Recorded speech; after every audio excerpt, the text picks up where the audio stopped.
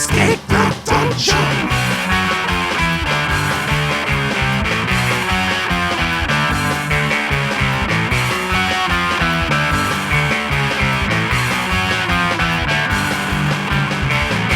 Hello, everybody. This is Escape the Dungeon, the podcast where we ask you to join us as we explore the world beyond the world's oldest role-playing game. My name is Mike Cripps, and I will be your host and game master, and I am joined by three stellar players. Zach Brass. That is me.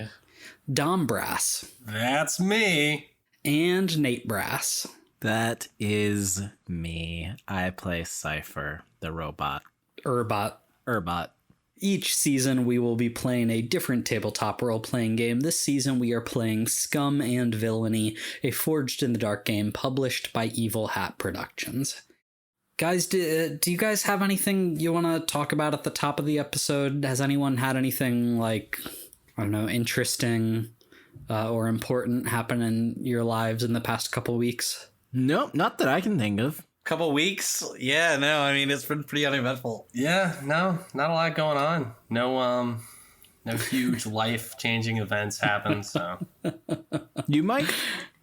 Well, I guess there was one thing. Just to close the loop on this weird, back and forth in time that we've been doing. Oh my God. Since literally the start of this podcast.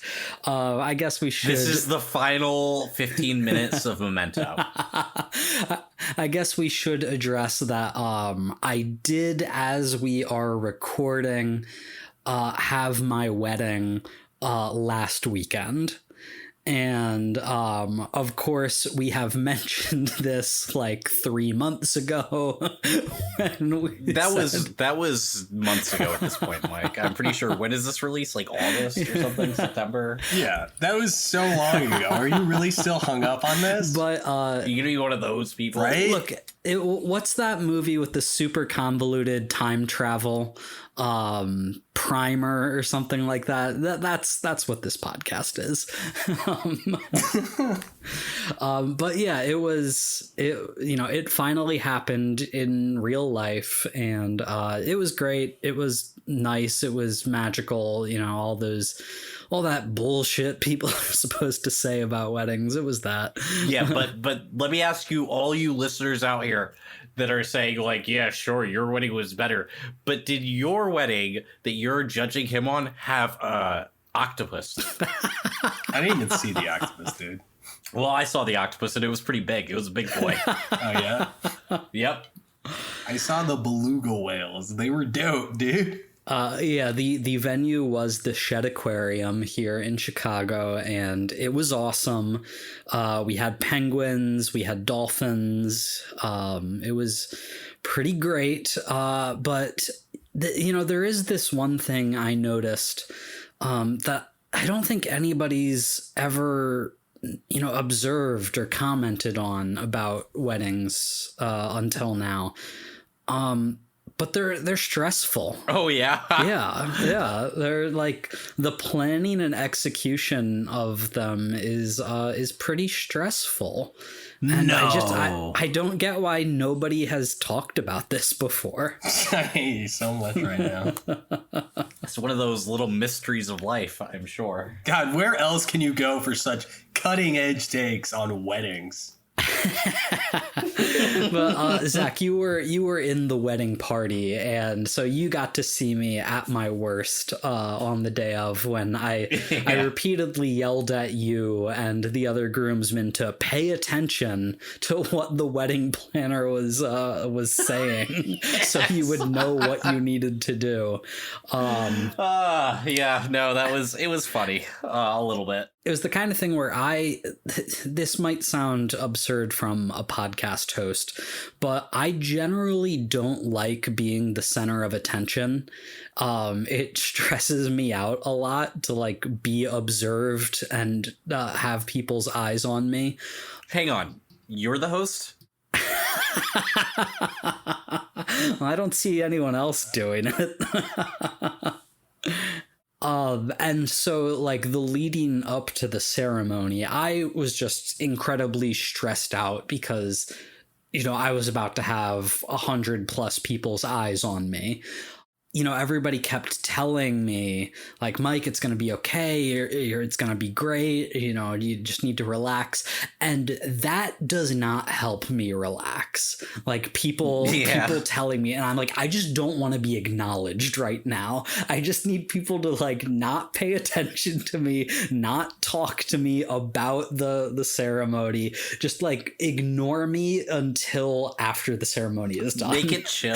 Yeah. And you know what? Look, I didn't bother you at all. You didn't. I'm just like, well, Mike is stressing out. I'm just going to let him do his thing because I can tell that he's annoyed that everybody's worried about him stressing out.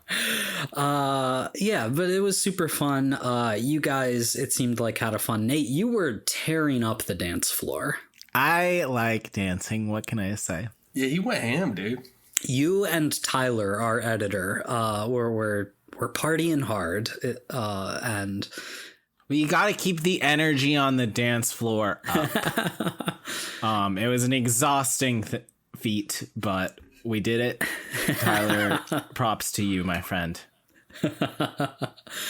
Dom, you and Zach just, like, I feel like you guys disappeared, or at least, like, Oh, really? yeah, I feel like it was the end of the night, and I was like, I have not seen Zach at all. Well, we must have just been going around because I was socializing with everybody. No, yeah, I believe that. I was pretty quiet because it was like a whole big party, and I'm like, oh. And like you said, Mike, like, being the center of attention, that's a lot. What do you think? I'm gonna walk up to you and spend time with you? I'm like, whoa, that's the wedding guy.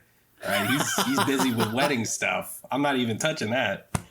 So I'm more of like set dressing for a wedding. That is also, I'm not going to lie, I do have a little bit of a habit of whoever's wedding I'm at, I kind of just wait for them to find me because I'm like, they're going to be busy.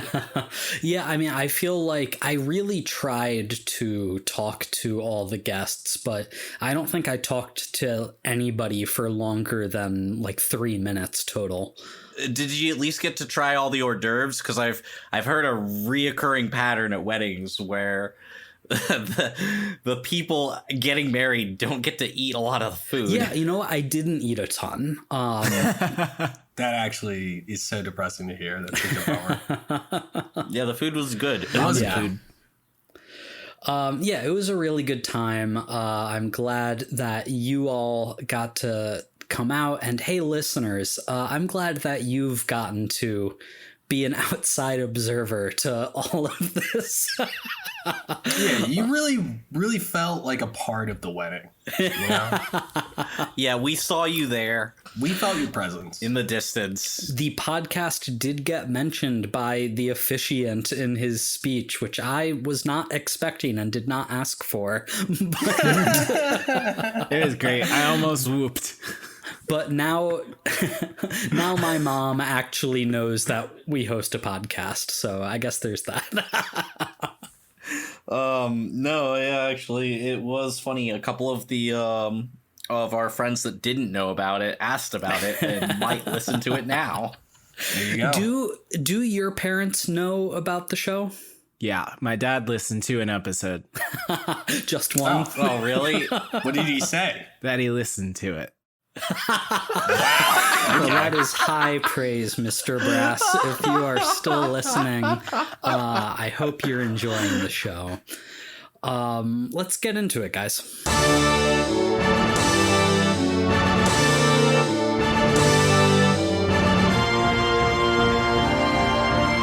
Welcome to the Procyon sector. Crash, Cypher, and Gorpheus are on the hunt for means of mass-producing Urbot bodies for Allies Conclave 01, and they've found a potential solution. Pyro Locke, an entrepreneur with access to a private assembly line. But before our heroes can claim it, Pyro needs a job done. A contact of his has gone quiet on Shemaya, pinned down by potent assassins who are after her head. If our favorite bounty hunters can safely retrieve Miranda, the mineral merchant, and her valuable wares and bring her to Locke, then the reward is theirs. But if they can't escape the sniper seeking them out, they may not live long enough to return to the Phoenix 13.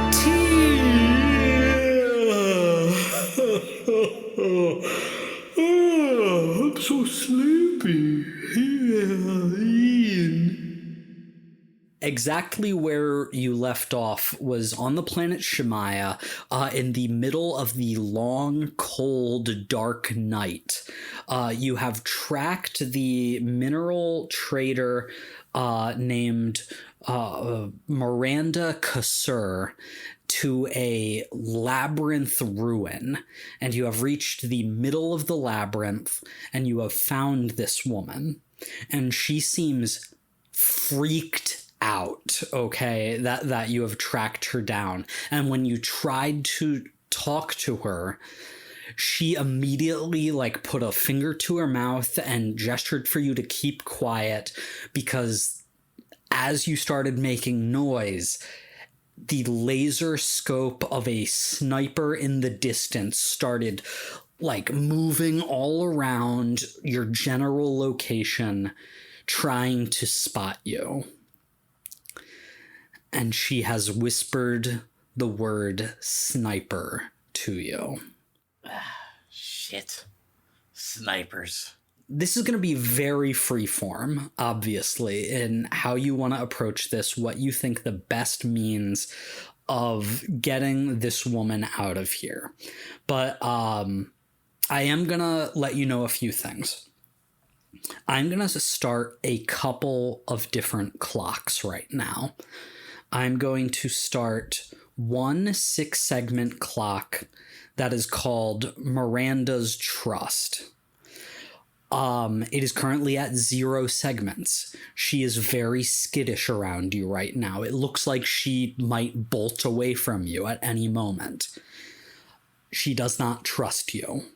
You can try to build up the trust with her and maybe calm her down, and maybe she'll be more willing to work. That's up to you if you guys think that's the right approach for this or not. I'm also going to start a 6-segment clock called Sniper Locks On. And when that clock is full, this sniper out there will know your exact location and you guys will be in grave danger. Both of those start at 0 segments. There will also be an 8-segment clock called Escape the Labyrinth. Whenever you are ready to get out of here, you're going to need to fill up all 8 segments of that clock in order to escape and be safely back at the Phoenix 13. All that sound good? Sounds good to me. With all that said, the ball is in your court. What do you guys do?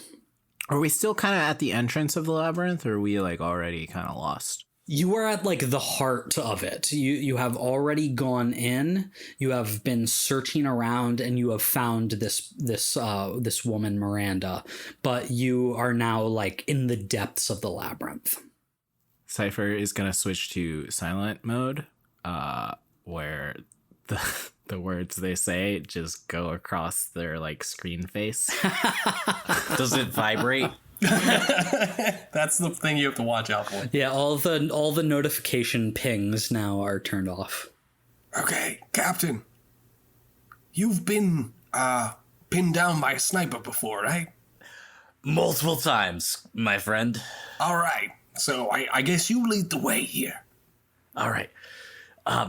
Miranda, you're gonna have to follow us. Unless you want to get shot or stay here.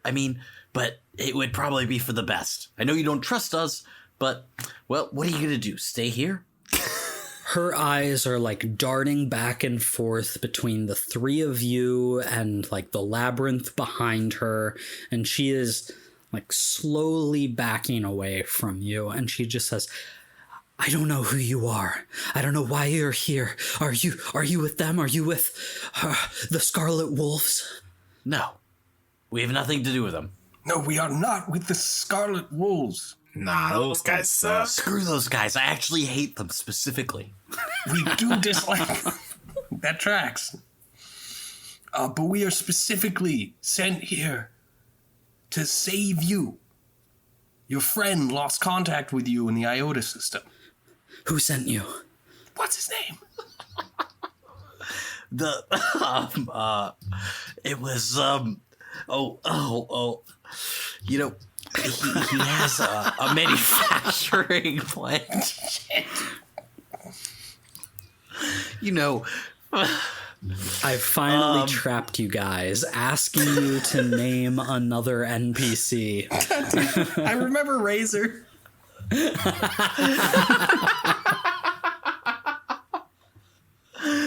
I remember he's in the IOTA system and everything. I just can't remember his name.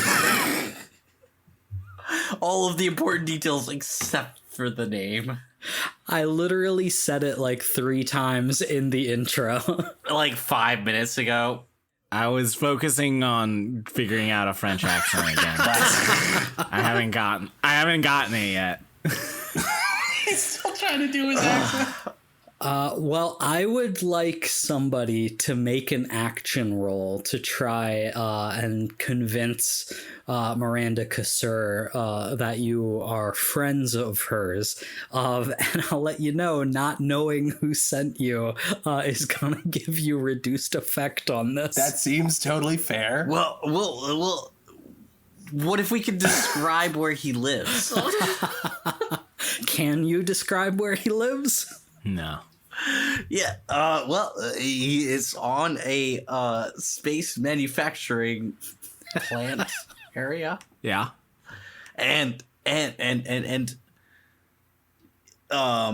you know, he's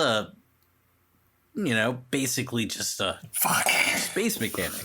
Cool guy, you know. He's generally chill.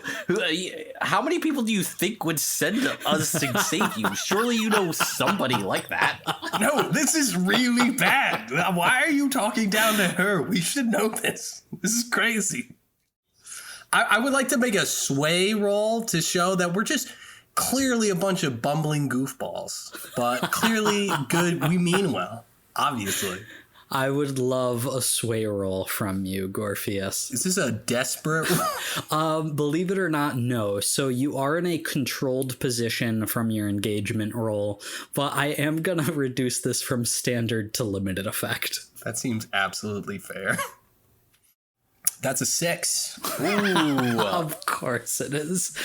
Dude, I mean, our intentions are clear. Clearly, we're pure of heart. We're just maybe a little bit reckless. Look, we've all been there. Some random person comes to pick you up and they can't quite remember who sent them. Yeah, we've totally all been there. Yeah, somebody comes and picks, like, I don't know who sent us, but we're here to pick you up. Oh yeah, no, cool. I just got a ride. This is But good. you know, the guy with the long hair, you know, he drives a Subaru. I will tick off one segment of the 6-segment Miranda Trust clock, and she is basically not immediately bolting. She's letting you guys speak, and I'll even say I'm generous enough that she goes, Are you talking about Locke? Locke sent you? Oh my God. That wasn't even that hard to remember. No, it's a really easy name to remember. That was simple. Yes, Locke sent us.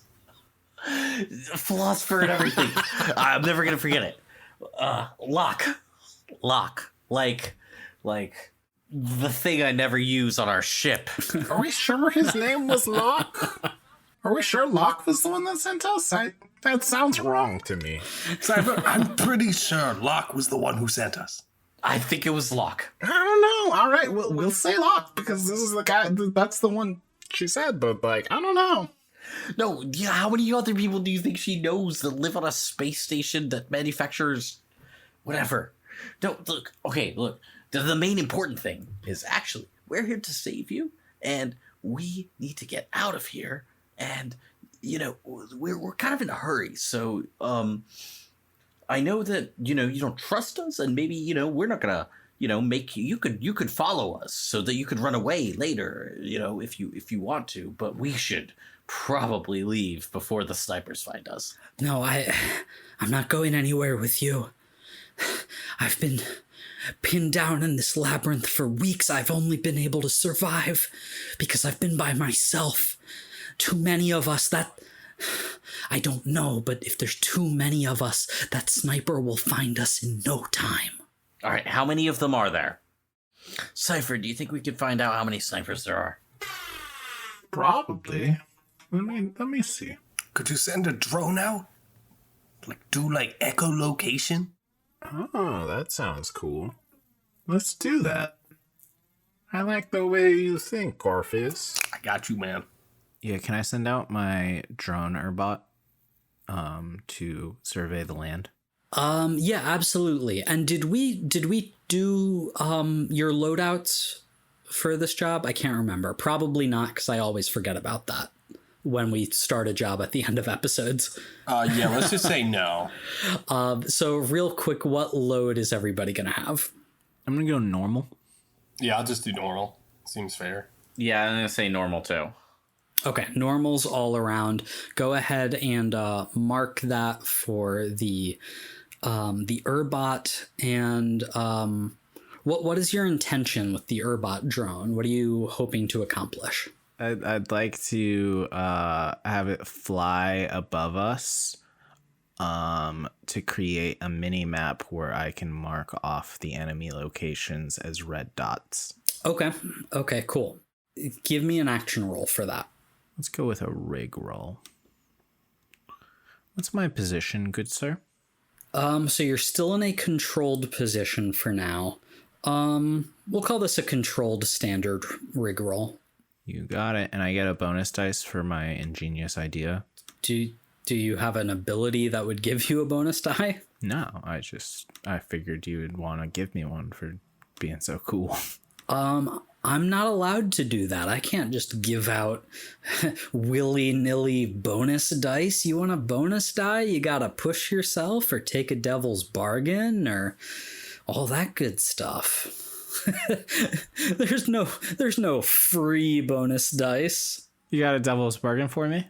Yes. So sending up the drone will give away your location slightly, and that will be one segment on the sniper locks on clock.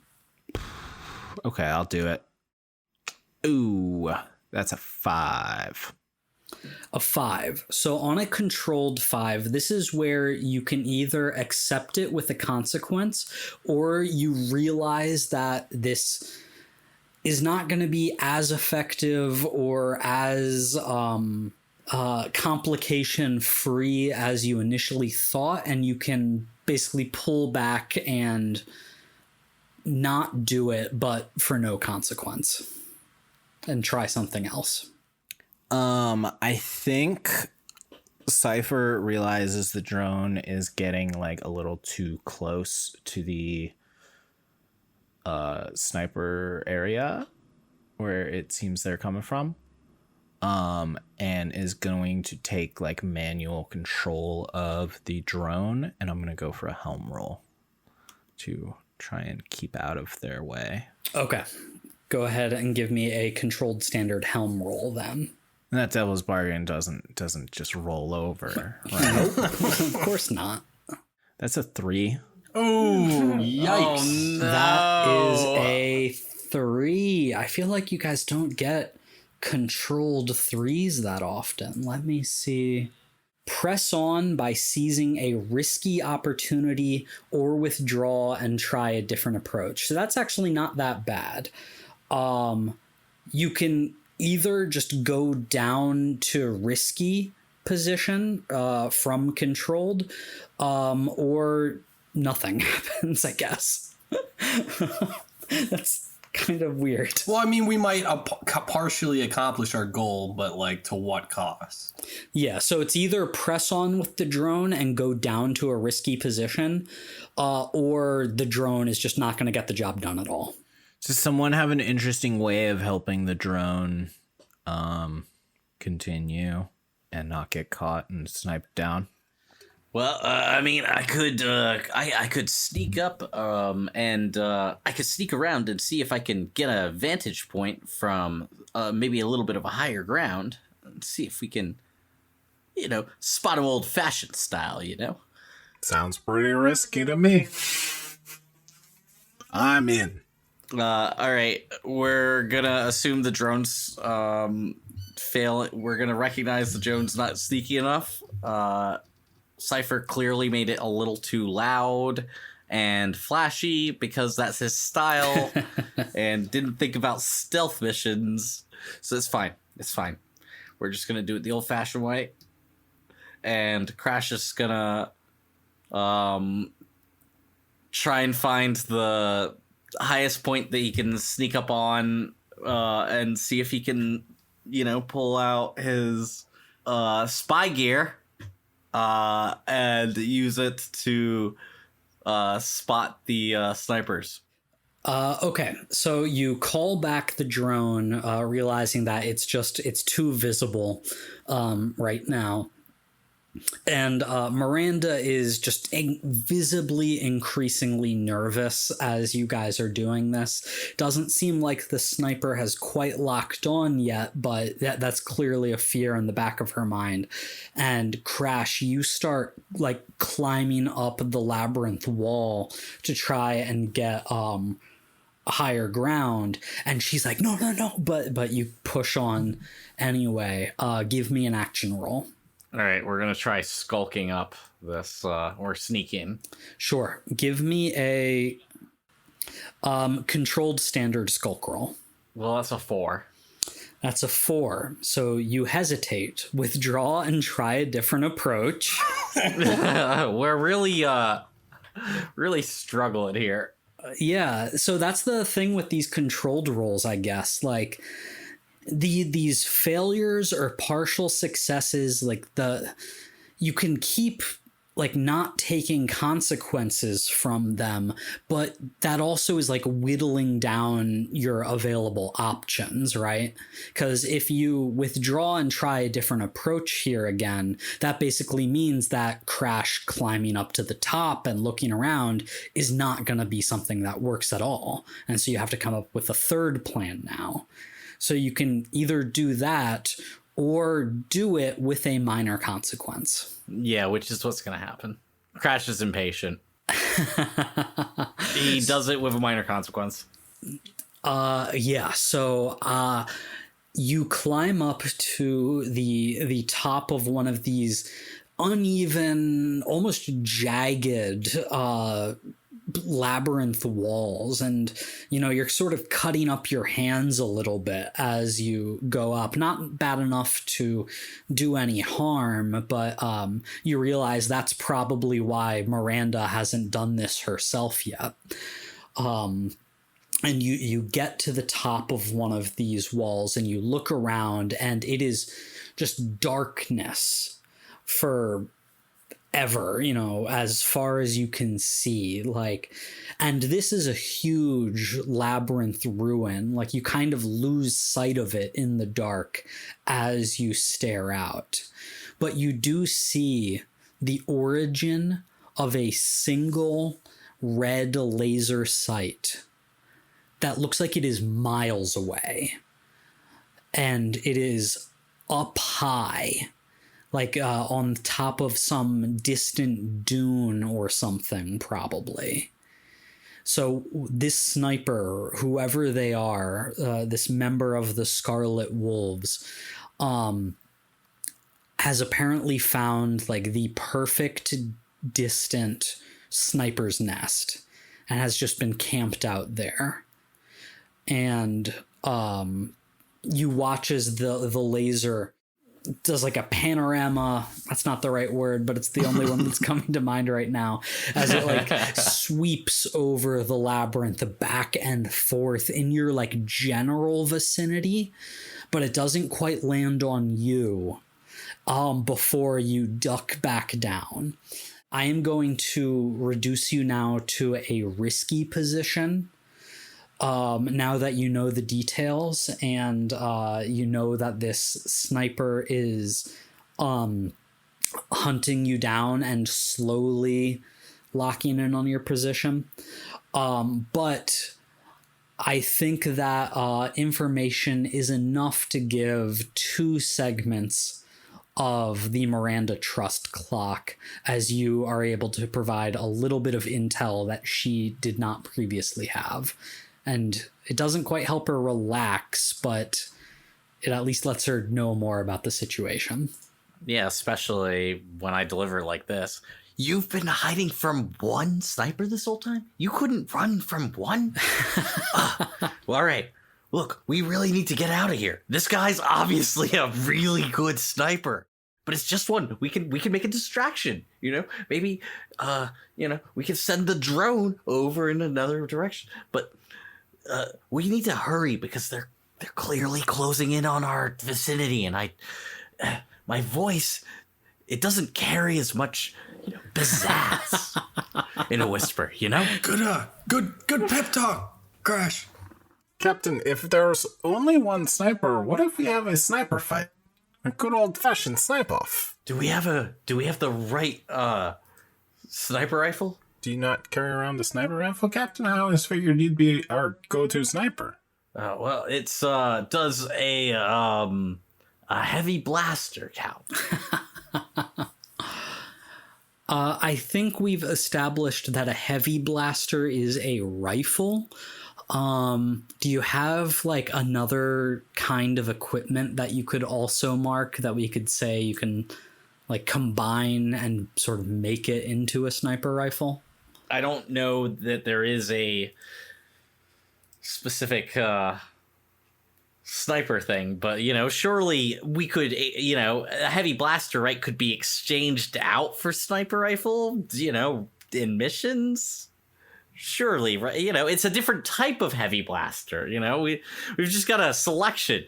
We have a different heavy blaster for every job, depending on the need, right? It's just your equipment. It's just a vague category. I'll be nice and agree that a heavy blaster could be a sniper rifle. All right. I'm probably gonna regret that, but 360 no scope. Yeah, put on the montage music, baby. Let's go. All right. Which one are you spotting? Spotting? No, Captain, you got this. Yeah, what do you need me to do? Like, I poke my head out and just try to find the guy? Take a different angle, make sure that we're good, and then because he's gonna see me with the glint of the scope, probably. That's how it goes in these, right? We do that little mirror match. So one of you poke out from a different angle and make sure that he's currently visible, and then we pop out and we shoot him in the head. Okay, what I'm gonna do is I'm going to take a stun baton and I'm going to reflect light off of it and see if I can get his attention with it. All right, that sounds amazing. I like this better. Okay, what I was going to do is I was going to send out my drone to like the opposite end of the labyrinth and just have it like drop some explosives. Honestly, that sounds even better. Sorry, Gorpheus, but explosives and there's no risk to your head. I mean, yeah, sure. If he wants to go with this is a terrible idea. Why don't we just not try and get its attention? Because we want to kill it. I don't want it to see Captain Crash. Yeah, that's ridiculous. When you have a giant laser pointing at your head, you kill the laser. You don't just wait for it to kill you by being sneaky. Exactly. So what I would like to do is I would like to take a stress and try to distract with creating light with a stun baton to try to help him with his next action. Okay. Gorpheus starts waving a flickering stun baton around in the darkness. And you see the laser sight from the distant sniper sort of zooming across the labyrinth towards your direction. And Crash, you can sort of use that to try and pinpoint the sniper location to try and take a shot of your own. So give me an action roll. All right. I mean, Scrap, I guess. You've got a bonus die from Gorpheus. Risky standard? Risky limited. I don't like that, Mike. I don't like that. I know, we tried so hard. We got so far. And it was still terrible. We got a 4. 4 dice. Our highest was a 4. And that was the final dice, too. That was the necessary dice to not have a disastrous 3. A risky 4, you do it, but there's a consequence. So what happens is you line up a shot, you fire, and you watch the laser bolt coming out of your rifle travel through the dark night sky into the distance until it is just like a small dot.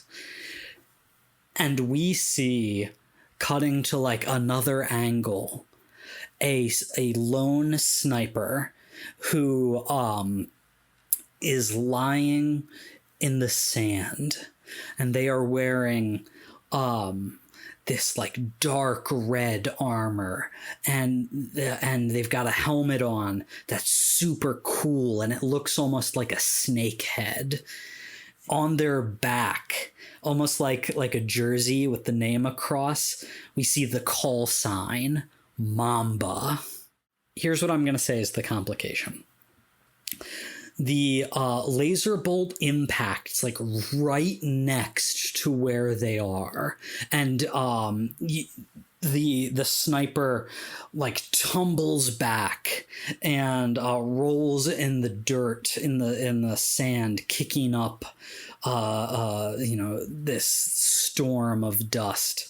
Their sniper rifle goes skidding across the dunes, and they chase after it. Doesn't look like it was a direct hit that did damage, but clearly they were not expecting this, and it has disrupted them. So you have an opportunity now, and you guys just see the targeting laser totally like flicker out, and it's gone for a brief moment. All right, quick. Everybody move. And that is going to improve the Miranda Trust clock. You know what? I will give you 3 segments of that to max it out at 6. She takes like a deep breath and seems like maybe she believes in you guys and your ability to get her out of this alive.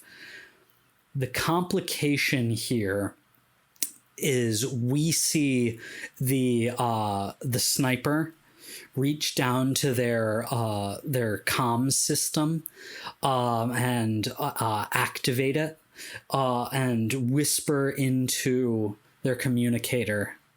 She decided to fight back. I think it's time to move in. I'm going to start another clock here. This is going to be another 6-segment clock. That is Scarlet Wolf's backup. All right, guys. New goal here. Get Mike to start so many clocks that he just forgets to add segments to a bunch of them. And I'm going to tick off 1 segment of that clock. And so Miranda looks at you all and says, okay, fine. I'll follow you. But we can't leave just yet. I've got a cache of supplies, of minerals, of creds. Okay, I hid it away. I know how to get there, but we need to get there and pick it up so that we can take it out of here. All right, you lead the way, quick. We gotta get moving. That shot. It was good, but it wasn't great. I'm a little off my game, if we're gonna be honest. So, they'll be back. Okay, I'll lead the way. I need you guys to cover me, okay? We got your back. And so as she starts, crouched down, leading you guys deeper into the labyrinth, because you have successfully earned her trust. I am not going to start another clock, which I was going to find the cache. Instead, I just need one successful action roll to represent you guys getting to the cache. Who wants to make an action roll, and what do you think that action is? You got anything, Orpheus? I feel like it's been a little while. No, I know. I think I'm just gonna make call-outs when I see the sniper like going by, and see if we can just keep dodging out of the sniper fire by keeping an eye on it. I just want to keep giving call-outs. Communication, baby. So what skill do you think you're using for that? I'm just gonna use command for that. Okay, cool. Give me a risky standard command roll. It's a 4. That is a 4. So what happens here is you keep an eye out for the sniper's laser, which after like 30-45 seconds does start sweeping over the labyrinth again. Enough time for you guys to get away from where you were to keep moving and create some distance, but it is swooping down and getting closer. Like you can tell that maybe the sniper has spotted the tracks that you've left in the sand and is trying to like follow them now to your location. I'm going to mark off 2 more segments of the sniper locks on clock to bring you up to 3 of 6. But you do get to the center of the labyrinth that Miranda Cassur is leading you to. And you see that there's like a single stick that is sticking out of the sand that she has clearly put there as some kind of marker. And she's like, okay, here, help me dig. And she just gets on her hands and knees and starts scooping sand away from the area. Yeah, I start digging. And you guys start digging around, and within like a minute or two, your hands touch a metal canister about the size of like a briefcase. It's this sort of pseudo cylindrical metal cache, and it's surprisingly heavy. And she says, careful. There's valuable minerals, there's cred sticks in there, everything we need to get out of here. Okay, I think this is what they're after. This is probably worth 20 creds easily. Yeah, I mean, 20 cred, that's no joke. But I think if our intel is correct, well, actually, no, we don't have good intel. Do we? Is the hit on her? Yes. Yeah. No, I think our intel is that you're the target. And she just goes pale white, and she says, I knew that other traitors were always jealous of my success. I never would have thought they would have stooped so low as to do something like this. Have you ever talked to the traitors? No, I mean, this does seem like a pretty huge reaction, not gonna lie. I've made some maybe incendiary bragging posts on some subreddits, but I vibe with that. This is not helping your case. It's the Procyon sector. What are you gonna do? She shrugs, and everyone looks at the camera. Womp womp. I don't condone any of this. Okay? Don't troll on the internet. This is what happens. You get pinned down by a sniper. Or you get challenged to the race of your dreams, and get to kick the ass of what used to be your hero and is now your arch nemesis. What? No, that's true. Yeah, That was that's so actually specific. I don't know what you're talking about. True. It was a previous arc. Don't worry about it. We'll tell you about it after we get out of here. We need to get moving. I don't remember the exact way out. but we need to get out of here now. Well, Cypher, you're a computer, right? You have it all memorized and mapped out, obviously, right? Well, I obviously flash back to the moment we walked into this labyrinth where I put like a marker for us to follow. So I am looking at items, and there is a maps and charts. Could I have mapped out the area if I take a maps and charts? Yeah, great catch on that. I was gonna see if anybody noticed that on the inventory options. Yeah, so no flashback memory. Gorpheus, you could have been, doing a rudimentary map of this as you were going. Almost like, have you guys ever played like that classic video game Myst?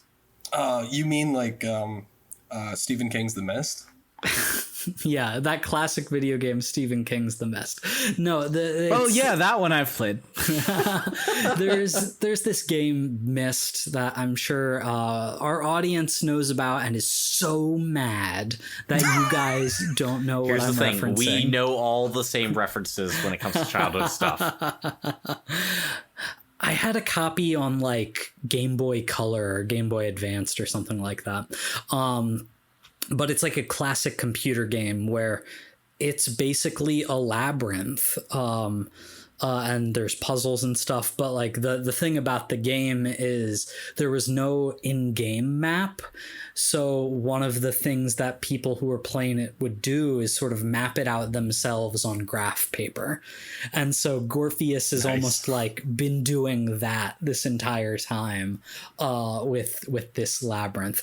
And so because of that, you will get like increased effect on your checks to try and escape here. But I am going to need a series of actions to represent getting out of the labyrinth safely before the Scarlet Wolves find you.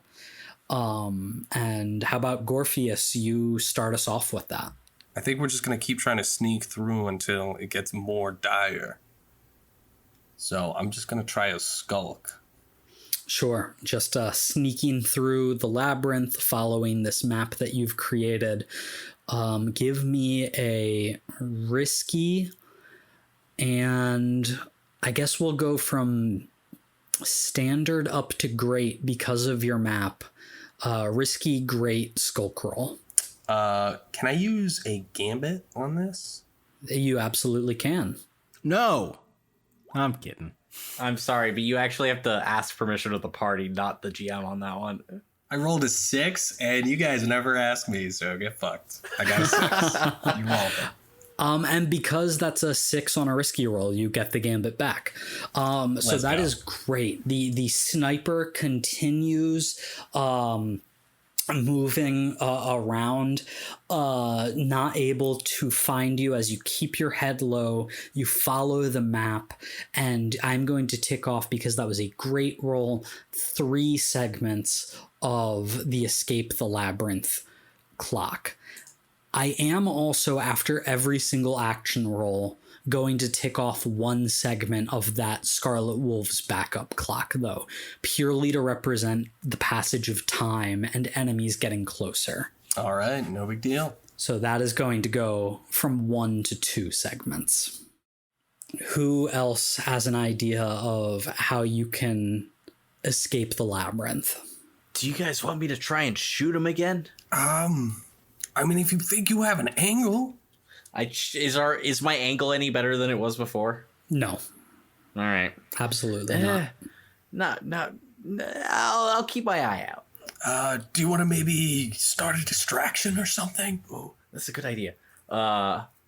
Is there like any possibility of okay, so like is there like anything above this sniper perch? It's hard to tell. They're so far away that like you don't, even looking through the scope, you don't really have a great sense of the environment. Okay, all right. I want to set off an explosion in the opposite direction that we're going. For sure, just to create a big, loud distraction. I like it. I'm going to need an action roll for that. Big loud boom. I'm gonna rig that. My position is obviously controlled. You're so funny, Nate. I think you're the funniest member of this podcast. I resent that. That's going to be a risky standard. Copy. That's a 4. That is a 4.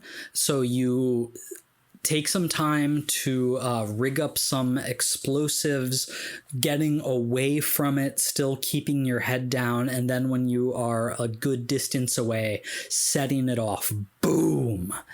And the sniper whips their scope around in the direction of the explosion. And it takes enough time that you guys are able to continue advancing through the labyrinth. I'm going to tick off 2 more segments of the escape clock, bringing you to 5 of 8.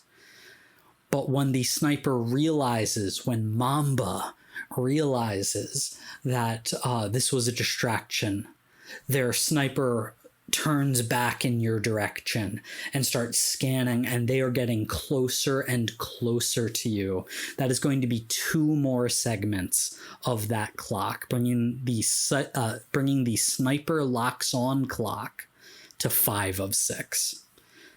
That is also going to tick off 1 more segment of the backup clock, bringing that to 3 of 6. So danger is closing in on you guys, even as you get closer to the exit. Would spy gear have smoke bombs in it? Sure. We should use some smoke bombs to obscure his vision. I think it's a good idea, Captain. All right. Nobody here's asthmatic, right? A little bit.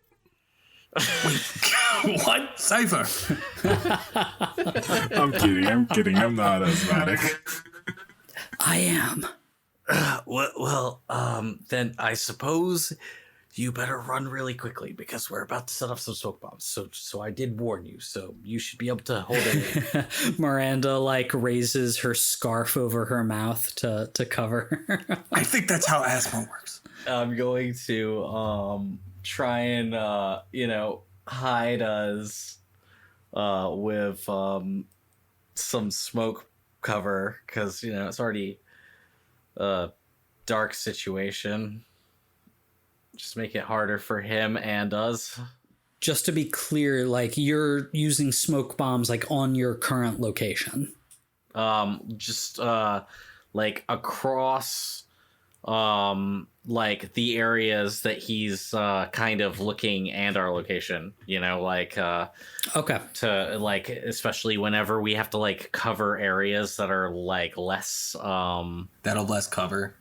Yeah, where there's less cover around, where it might be clear shot, avoid clear shots and stuff. Okay. What action skill are you using for this? I guess skulk.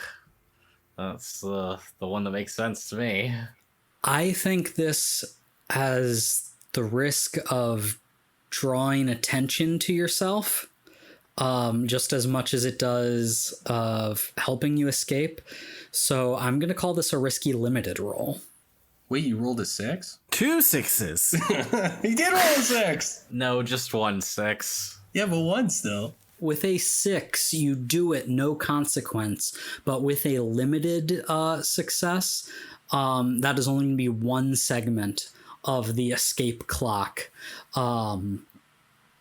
bringing you to 6 of 8, and the backup clock is going to go to 4 of 6. We need to get out of here quick. But the sniper does not lock on any further. Okay, guys. I'm gonna turn my crystal lightsaber, not lightsaber, my crystal sword into a spinning fan to block the projectiles while we just make a mad dash for the exit since we're so close. Should I try and shoot him while you're doing it to give us bonus dice? It's really hard to run and shoot, though, Captain. Cover fire. Yeah, I mean, just don't fall over or anything. I just figure we just go for the mad dash now. Seems like a waste to bring this sniper rifle and only shoot him once. you know? Oh, we'll get him, Captain. We'll get him. We just gotta get a little closer. Yeah, he's really far away. I gotta check out what kind of scope he's using. So I want to take defensive maneuvers and just make a mad dash for the exit. Okay, what action skill are you going to use? I'm going to use scramble. Yeah, so give me a risky standard scramble roll. I do have a devil's bargain for you. What's the devil's bargain? As you get closer to the exit, the sniper may or may not lock onto you with the weapon, depending on the outcome of your roll. But they do spot that you are getting close, and they get another signal out, letting their allies, whoever they may be, however many there might be, know that you are almost out. Yeah, I'll take it. And I'm going to take a gambit, too. We're going to go crazy here. We've got to succeed, guys. Okay. Holy crap.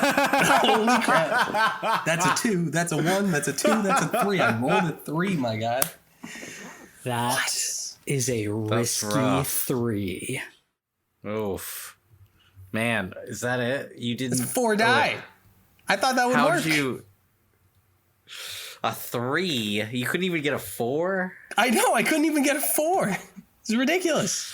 Things Ooh. go badly. Yahtzee? Yachts. Oh, no, dude. So what happens is you start spinning your crystal blade around, trying to just create some cover as everyone starts sprinting, giving up any semblance of discretion or cover. You are just running. And the sniper immediately locks onto you, Gorpheus. That is going to fill up that 6-segment clock. That is going to put you in a desperate position, as the sniper now has your exact location. And a blast of sniper fire flies through the darkness, down into the labyrinth, directly at you, Gorpheus, and makes a direct hit to your core. That is going to be on a risky 3, a level 2 harm that we will call core injury. As you fall to the ground and have trouble breathing, as a huge scorch mark spreads across your chest and cracks your carapace. Oh, dude. Gorpheus! And the rest of you don't make for any real progress out of the labyrinth as you stop in your tracks to watch Gorpheus hit the ground. And the laser remains locked on to him on the ground. And we will pick up from there on the next episode of Escape the Dungeon. What? What the fuck? He's gonna kill Gorpheus. You're fucked. It's not funny, man. Hey, this is my character. No. All right. Oh, and that's another segment on the backup clock. Bring that to 5 of 6. And we'll pick up there.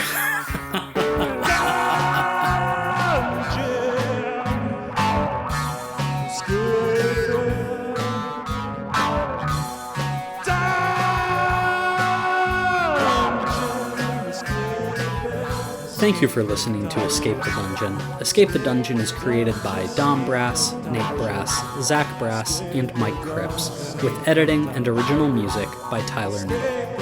If you enjoyed this show, please consider subscribing and leaving a 5-star review on your favorite podcast app. To find us on social media, go to escapethedungeonpod.com.